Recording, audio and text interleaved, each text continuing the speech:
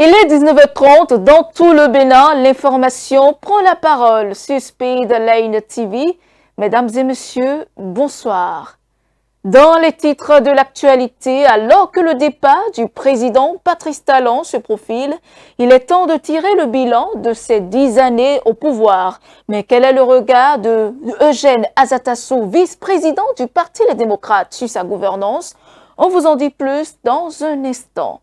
Après des semaines de tensions militaires et de négociations diplomatiques entre l'Iran et les États-Unis, la Maison-Blanche a franchi le pas de l'intervention directe et unilatérale en bombardant Téhéran le 28 février avec son allié Israël.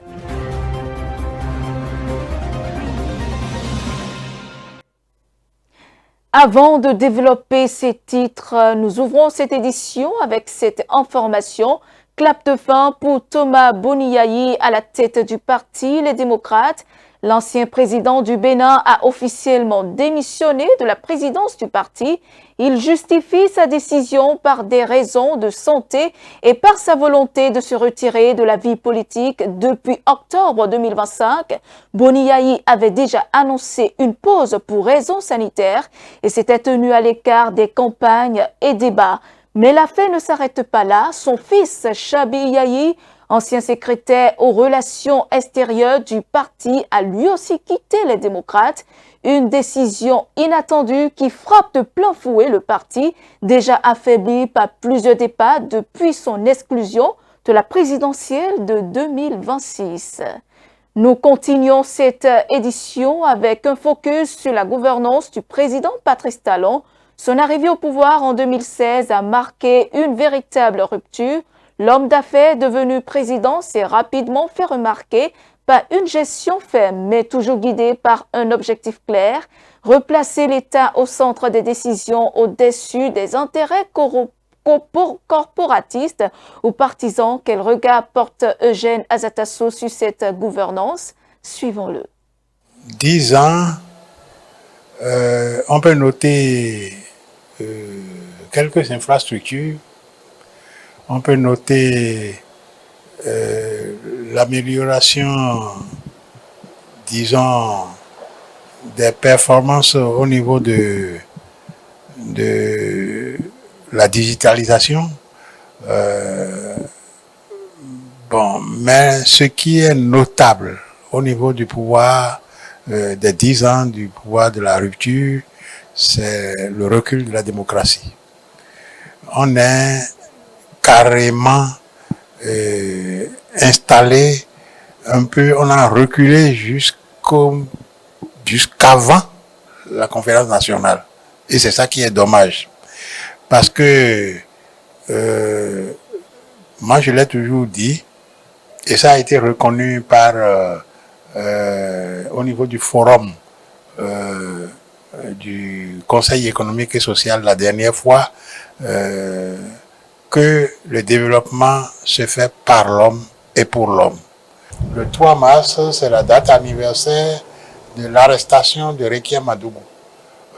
Donc, 5 ans déjà que Rekia Madougou, Joël Aïbo et beaucoup d'autres sont en prison, juste parce que Rekia Madougou a voulu être président de la République, Joël Aïbo aussi, des délits d'opinion. Tout a été corsé, la dictature est revenue au galop sous le couvert de loi. Et c'est ça qui est le plus difficile. Avant, c'était sous le couvert d'une idéologie, mais ici, c'est sous le couvert de la loi, avec la démocratie comme paravent, avec l'obéissance aux lois comme leitmotiv, mais on est retombé dans la dictature, avec l'homme pressuré.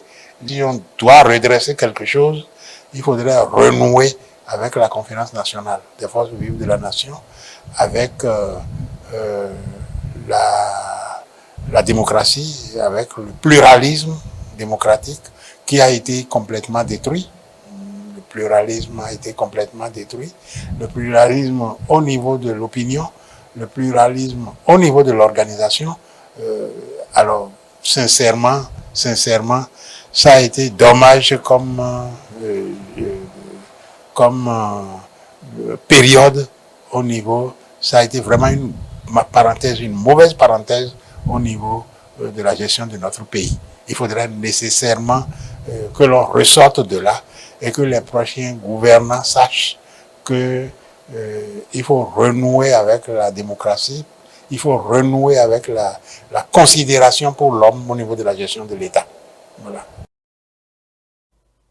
Pendant ce temps, d'autres estiment que le président Patrice Talon a été un véritable homme de vision. C'est le cas de Ali Kamarou, ancien député et ex-conseiller à l'ARAC, qui a souligné les actions du réformateur qu'il considère comme bénéfiques pour le pays. Suivons son analyse. Je voudrais d'abord féliciter l'homme, Patrice Talon. Le féliciter parce que, comme vous le savez, nous sommes un de ses tout premiers soutiens. Et dans Papa, lorsque je disais à qui voulait m'entendre que le prochain président en 2016, que c'était Patrice Talon. Et on me traitait de fou. Voilà. Donc, son combat, son organisation, la discipline du groupe l'a emporté. Quand même, il n'avait personne au niveau des institutions de la République. Il a pu gagner cette élection. Je me souviens comme c'était hier, quand il était de retour aussi, on était allé le voir à Novotel, je donne précision, un groupe de députés auquel j'appartenais et qui était très farouche soutien. Il nous a exposé sa vision du Bénin. Il l'avait fait dans le temps passé.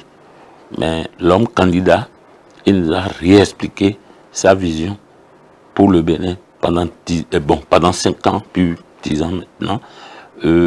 Nous, on avait trouvé qu'il fallait faire un peu de la politique politicienne. Ne pas tout dévoiler. Il dit non. Mes chers amis, je vais vous décevoir. Je vais tout dire et je ferai. Et effectivement, il a eu le courage de tout dire au peuple béninois. Et tout ce qu'il a dit, je vous garantis qu'il l'a fait et il l'a fait mieux. Alors, une fois encore, félicitations à lui. Et parlant d'héritage, je crois que ça saute à l'œil.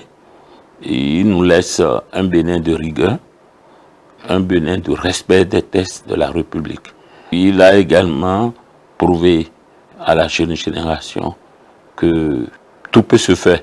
Lorsque vous avez la rigueur, vous avez la discipline et vous avez la foi en ce que vous voulez faire, c'est facile d'y arriver. C'est tout ce que je pourrais dire de son héritage et souhaiter que la nouvelle équipe puisse emboîter ses pas. Je crois que le président Kérékou, durant toute sa vie, malgré qu'il a laissé le pouvoir, il était utile au Bénin. Le président Soglo, jusque-là, 36 ans après la conférence nationale, il continue d'être utile pour le Bénin. Le président Yahi également, je crois que le président Talon ne fera pas exception à la règle. Et nous souhaitons qu'il soit utile pour nous, qui sommes toujours dans la politique, et pour le peuple béninois. Et je crois que tout est fait pour qu'il ne soit pas inutile. Dans un tout autre registre, à présent, le Moyen-Orient est aujourd'hui le théâtre de nouvelles tensions.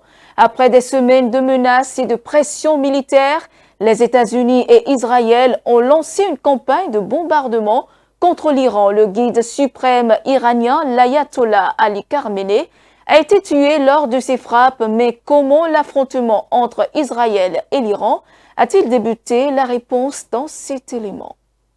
Ces derniers jours, toute l'attention est tournée vers le Moyen-Orient. Le 28 février 2026, les États-Unis, aux côtés d'Israël, ont mené des frappes contre l'Iran. Le guide suprême iranien a été tué dans l'attaque, ainsi que d'autres hauts responsables et des civils. Les tensions entre l'Iran et Israël remontent à la révolution islamique de 1979. Cette année-là, Sous l'impulsion de Rouhollah Khomeini, l'Iran devient une république islamique et adopte une ligne politique très hostile aux États-Unis et à Israël. Les relations diplomatiques sont rompues et l'ambassade israélienne à Téhéran est confiée à l'Organisation de libération de la Palestine. L'opposition à Israël devient alors un pilier du régime iranien. Du côté israélien, l'Iran commence à être perçu comme une menace sérieuse, surtout à partir des années 1990. Depuis, l'hostilité entre les deux pays ne cesse de grandir. L'Iran soutient les Palestiniens, tandis que les États-Unis accusent Téhéran de vouloir se doter de l'arme nucléaire. Des discussions diplomatiques étaient en cours entre Washington et Téhéran. Cependant, selon plusieurs analyses, le premier ministre israélien Benjamin Netanyahou aurait influencé la décision américaine d'intervenir militairement.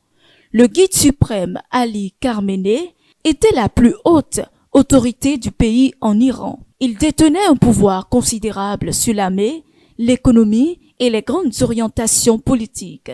Il dirigeait l'Iran depuis 37 ans. Depuis les frappes, la situation s'aggrave.